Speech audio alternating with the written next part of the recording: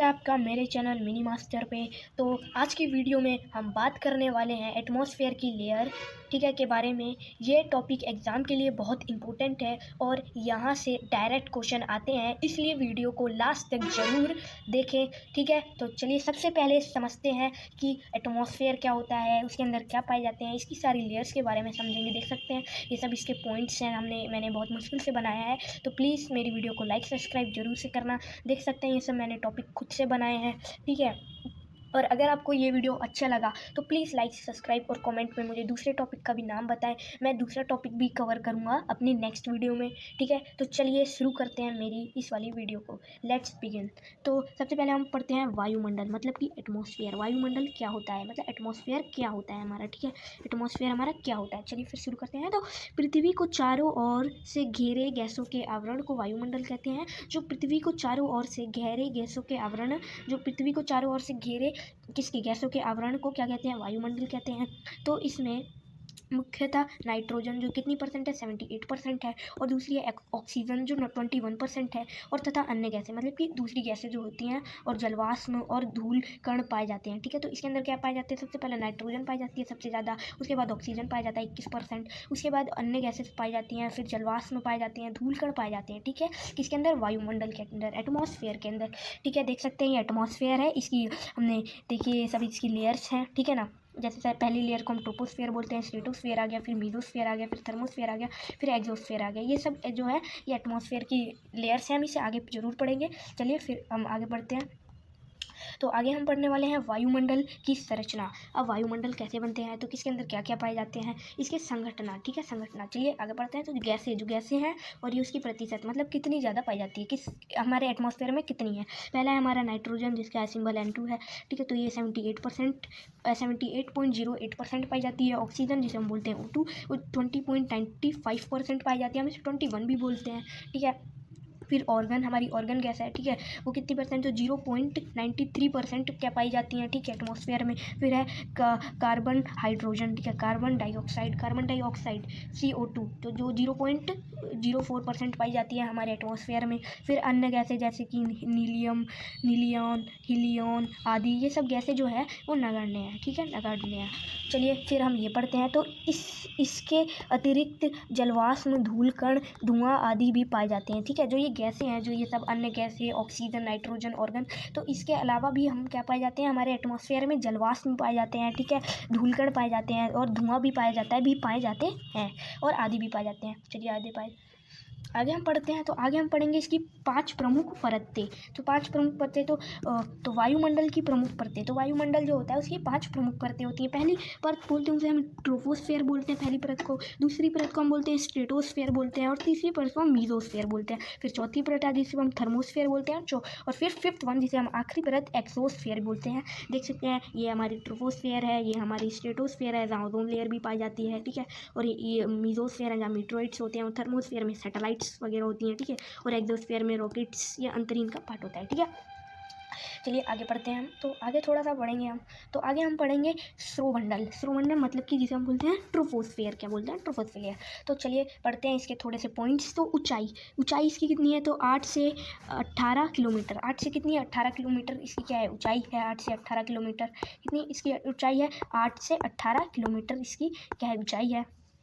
ये हमारा पहला पॉइंट था। फिर हमारा क्या है, मौसम संबंधी सभी घटनाएं यहीं होती हैं। तो मौसम जितनी होती है, बारिश वगैरह, थंडर स्टॉर्म आना, ये सब इसी लेयर्स में होती हैं। तापमान ऊंचाई के साथ घटना, जो तापमान होता है वो ऊंचाई के साथ घटता बढ़ता रहता है, तो वो इसी के साथ होता है, इसी लेयर में होता है। जलवाष्प और बादल यहीं पाए जाते हैं। तो जलवाष्प और जो बादल होते हैं वो इसी लेयर में क्या होते हैं, पाए जाते हैं, ठीक है, इसी लेयर में पाए जाते हैं, ठीक है। चलिए आगे बढ़ते हैं हम। तो आगे हम पढ़ने वाले हैं स्ट्रेटोस्फेयर में। क्या पढ़ने वाले हैं, स्ट्रेटोस्फेयर पढ़ने वाले हैं, जिसे बोलते हैं समताप मंडल बोलते हैं। चलिए आगे बढ़ते हैं। तो ऊंचाई इसकी कितनी है, तो ऊंचाई इसकी 18 से 50 किलोमीटर है। इसकी ऊंचाई 18 से 50 किलोमीटर है। ओजोन परत यहीं पाई जाती है, ठीक है, ओजोन परत यहीं स्थित है, ठीक है। उसके बाद तापमान ऊपर जाने पर बढ़ता है। अगर हम ऊपर जाते हैं तो तापमान बढ़ता है, और जेट विमान इसी परत में उड़ते हैं। और जो जेट होते हैं, विमान होते हैं, जैसे कि ये देख सकते हैं जेट है, वो इसी मीजोस्फेयर में, मतलब स्ट्रेटोस्फेयर में उड़ते हैं, ठीक है। चलिए आगे बढ़ते हैं हम। बहुत आसान भाषा में लिखा है, आप इसे पढ़ सकते हैं और याद भी कर सकते हैं। चलिए फिर हम पढ़ने वाले हैं मध्यमंडल, जिसे हम बोलते हैं मीसोस्फीयर, ठीक है। तो इसकी ऊंचाई कितनी होती है? तो इसकी ऊंचाई कितनी होती है?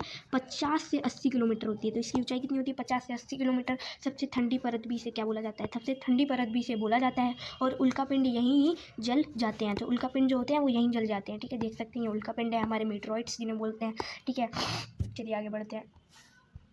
तो तापमंडल, इसे क्या बोलते हैं? तापमंडल जिसे बोलते हैं थर्मोस्फेयर, ठीक है। तापमंडल, थर्मोस्फेयर, ठीक है। ऊंचाई, तो ऊंचाई इसकी कितनी है? तो 80 से 400 किलोमीटर। कितनी है? 80 से 400 किलोमीटर इसकी ऊंचाई है, ठीक है। तापमान, तापमान अत्यधिक अत्यधिक अत्यधिक अधिक, जो इसका तापमान है वो अत्यधिक अधिक है, बहुत गर्म रहता है इसका तापमान, ठीक है। और फिर है आयान मंडल, इसी का भाग है। जो आयान मंडल है ना, वो इसी थर्मोस्फेयर का भाग है, ठीक है। और रेडियो तरंगों का परिवर्तन, जो रेडियो और वो है तरंगे, इसी में परिवर्तन होता है, ठीक है। जो मीसोस्फीयर है, देख सकते हैं रेडियो की वो है तरंगे। चलिए आगे बढ़ते हैं। तो आगे हम पढ़ेंगे बहिष्मंडल, जिसे हम आखिरी बोलते हैं, जिसे हम बोलते हैं एक्सोस्फीयर, ठीक है। मतलब सबसे आखिरी है ये।